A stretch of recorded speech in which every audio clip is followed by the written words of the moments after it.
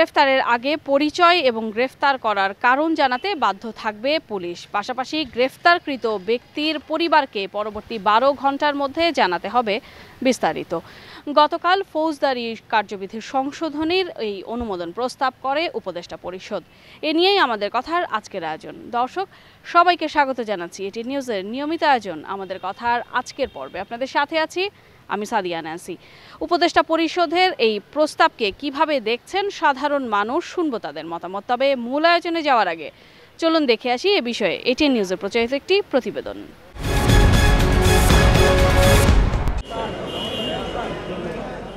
সংবিধান অনুযায়ী কোনো ব্যক্তিকে গ্রেপ্তার করা 24 ঘন্টার মধ্যে নিকটস্থ ম্যাজিস্ট্রেট আদালতে হাজির করতে হয়। অন্যদিকে কাউকে গ্রেপ্তার করার সঙ্গে সঙ্গে তার পরিবার ও স্বজনদের জানাতে উচ্চ আদালতের নির্দেশনা রয়েছে। কিন্তু ভোগান্তির ঘটনা ঘটছিল অহরহ। ভুয়া মামলা ও হয়রানিমূলক গ্রেপ্তার থেকে নিরপরাধ মানুষকে পরিত্রাণ দিতে এবার ফৌজদারি কার্যবিধি সংশোধন হলো। উপদেষ্টা পরিষদের সভার পর বিকেলে ফরেন সার্ভিস একাডেমিতে এই আইনের ব্যাপারে বিস্তারিত জানান আইন উপদেষ্টা আসিফ নজরুল। বলেন, এটি কার্যকর হলে কাউকে গ্রেপ্তার করে থানায় নেওয়ার সর্বোচ্চ 12 ঘন্টার মধ্যে পরিবার, বন্ধু বা আইনজীবীর সঙ্গে যোগাযোগ করে বিস্তারিত জানাতে হবে। যে গ্রেফতার করবে যে পুলিশ অফিসার, তার ক্লিয়ার আইডেন্টিটি থাকতে হবে, তার নেম প্লেট থাকতে হবে, তার আইডি কার্ড থাকতে হবে। যে ব্যক্তি গ্রেফতার হচ্ছে উনি চাহিদা মাত্র যে পুলিশ গ্রেফতার করছে তাকে আইডেন্টিটি কার্ড দেখাতে হবে, এটা ম্যান্ডেটরি। এরপর হচ্ছে তাকে যখন থানায় নিয়ে আসা হবে যত দ্রুত সম্ভব গ্রেফতারকৃত ব্যক্তির পরিবার, বন্ধু বা লয়ারকে তার সাথে যোগাযোগ করে জানাতে হবে যে ওকে গ্রেফতার করেছে, আমরা এই কারণে গ্রেফতার করেছি, এই মামলায় গ্রেফতার করেছি এবং গ্রেফতারকৃত ব্যক্তি এখানে আছেন। যত দ্রুত সম্ভব করতে হবে এবং কোনো অবস্থাতেই 12 ঘন্টার বেশি সময় নেওয়া যাবে না। আসিফ নজরুল জানান, সন্দেহের অবকাশে 54 ধারায় ইচ্ছামতো গ্রেপ্তার করা হতো, সেখানে ফৌজদারি কার্যবিধিতে বড় পরিবর্তন আনা হয়েছে। আমরা বলেছি যে আপনি যদি সন্দেহের অভিযোগে গ্রেফতার করেন, আপনাকে পুলিশকে যে গ্রেফতার করবে তাকে নিশ্চিত হতে হবে যে আমি এই লোকটাকে গ্রেফতার করেছি, আমার সামনে অপরাধটা ঘটেছে এবং আমার বিশ্বাস করার কারণ আছে যে উনি অপরাধটা ঘটিয়েছেন এবং সেটা তাকে লিখিতভাবে এক্সপ্লেইন করতে হবে কেন সে 54 গ্রেফতার করলো এবং এখানে ক্যাটাগরিক্যালি বলতে হবে কেন তার মনে হলো যে এই লোকটাই অপরাধটা করেছে। নন কগনিজেবল অফেন্স বা আরেকটু লেসার অপরাধ, 7 বছরের নিচে যে অপরাধ, সেখানে এটা তো করতে হবেই, প্লাস একই সাথে তাকে সন্তুষ্ট হতে হবে যে আমি যদি গ্রেফতার না করি লোকটা পালিয়ে যেতে পারে।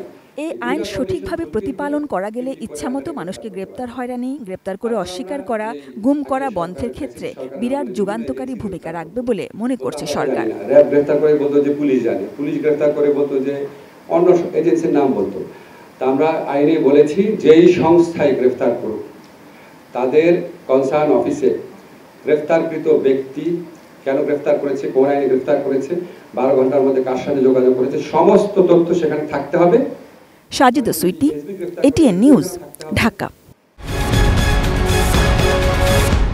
এতক্ষণ দেখছিলেন এটিএন নিউজে প্রচারিত প্রতিবেদনটি। চলুন এবার চলে যাই মূল আয়োজনে, দেখে আসি এ বিষয়ে কি বলছেন সাধারণ মানুষ। গতকালকে যে উপদেষ্টা পরিষদ থেকে যে প্রস্তাবটা আনা হয়েছে, আসলে প্রত্যেকটা মানুষের একটা পরিস্থিতি থাকে। আমাকে যদি আজকে যদি ধরে নেওয়া হয়, তো আমার ব্যাকগ্রাউন্ডে দেখা যাচ্ছে আমি যে কোনো একটা ভালো অবস্থানে আছি, তো মানুষ কিন্তু আমাকে খারাপ মনে করছে।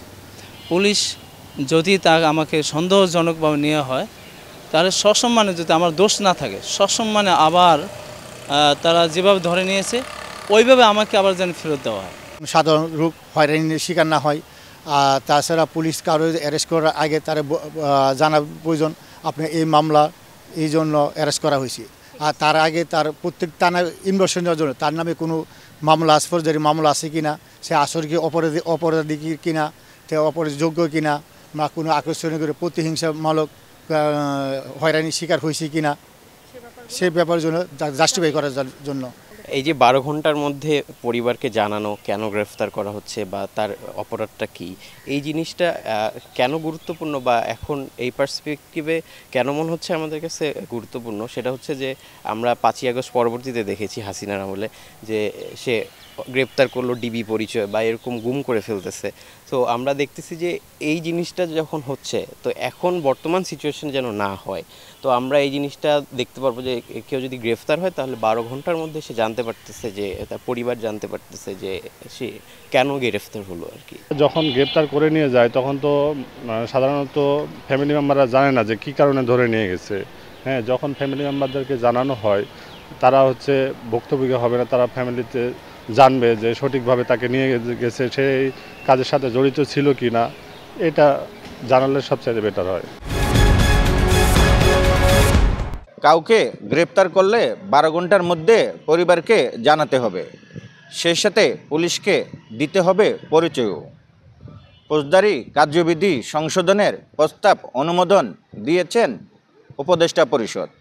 এই নিয়ে সাধারণ মানুষের মতামত জানাতে আমাদের কথার আজকের পর্বে কুমিল্লা থেকে যুক্ত আছি আমি হুমায়ুন কবির জীবন। জানাবো তাদের মতামত।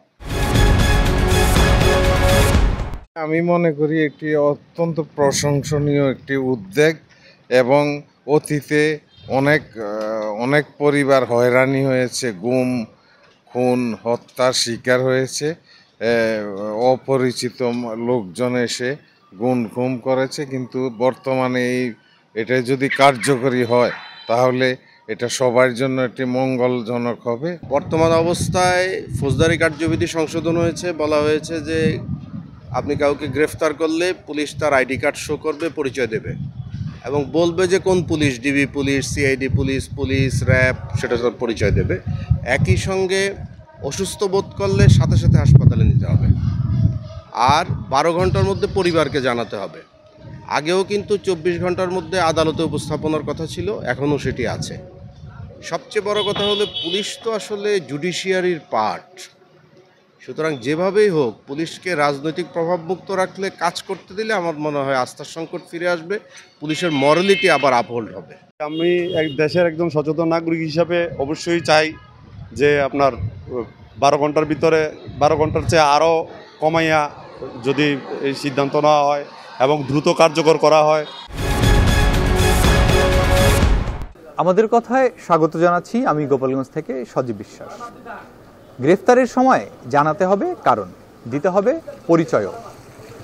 ফৌজদারি কার্যবিধির সংশোধনের প্রস্তাব অনুমোদন, এ নিয়ে কি বলছে গোপালগঞ্জের সাধারণ মানুষ? চলুন জেনে আসি গোপালগঞ্জের সাধারণ মানুষের মতামত।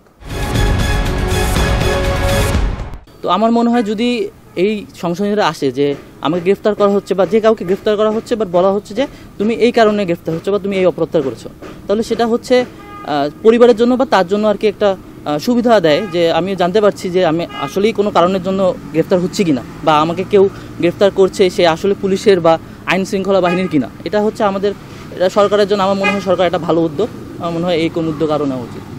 এটা যদি বাস্তবায়ন হয় তাহলে সাধারণ মানুষের ভোগান্তিতে অনেকটাই কমে আসবে, যেটা আগে ছিল না এখন হয়েছে। এই কারণে এই সরকারকে ধন্যবাদ জানাই। পুরো বিষয়টা এখন যে আইন শৃঙ্খলার যে উন্নতটা হয়েছে, এই কারণে সাধারণ মানুষের ভোগান্তিটা কমে আসবে, আর কমে আসার কারণে মানুষ এই সরকারের প্রতি আস্থা রাখবে। সংশোধনটা যেটা আমাদের সমাজে আর কি, মানে আমাদের দেশে প্রয়োগটা যাতে হয়, এটা জরুরি। অনেক ক্ষেত্রে এই এটা যেহেতু প্রয়োগ করা হয় না, এটার অনেক লুপ হোলস ব্যবহার করে অনেক প্রকার ফায়দা লুটতে পারে। মানে আইন শৃঙ্খলা বাহিনীর না, তারপরে ওনারা একটা বিশেষ কিছু চক্র এটা একটা ফায়দা লুটে নেয়। তাই আমি মনে করি যে সংশোধনীটা দেশের পরিপ্রেক্ষিতে আমার মতে ভালো। আগে অনেক সময় দেখা গেল আমাকে ধরতে আসছে, আমি কি মামলার আসামি বা আমার ফ্যামিলি জানতে পারতো না, বা আমি জানতে পারতাম না, বা আমি জিজ্ঞেস করতে পারিনি যে ভাই আপনারা কারা বা কি। তা এটা যদি জানতে পারে, যাকে আমাকে যদি নিতে আসে, আমি যদি জানতে পারি যে উনি কোন বাহিনী, কোন ডিপার্টমেন্ট, বা কোন সংস্থা, যদি আমি জানতে পারি তাহলে আমার জন্য সুবিধা, আর জাস্ট আমার ফ্যামিলির জন্য সুবিধা। এইটা হইলে দেশের সবার জন্য সুবিধা, সবার জন্য ভালো, অনেক মানুষ হয়রানি হওয়া লাগবে না। এতক্ষণ দেখছিলেন সাধারণ মানুষের ভাবনা, আর এরই সাথে শেষ করছি আমাদের কথার আজকের আয়োজন। দেখা হবে অন্য কোনো দিন অন্য কোনো গুরুত্বপূর্ণ বিষয় নিয়ে। সাধারণ মানুষের মতামত তুলে ধরার চেষ্টা করব। আপনাদের সামনে। সে পর্যন্ত এতক্ষণ যারা সঙ্গে ছিলেন তাদের সবাইকে ধন্যবাদ জানিয়ে আজকের মতো আপনাদের কাছ থেকে বিদায় চেয়ে নিচ্ছি। আমি সাদিয়া ন্যান্সি। সবাই ভালো থাকুন, সুস্থ থাকুন, চোখ রাখুন এটিএন নিউজের পর্দায়।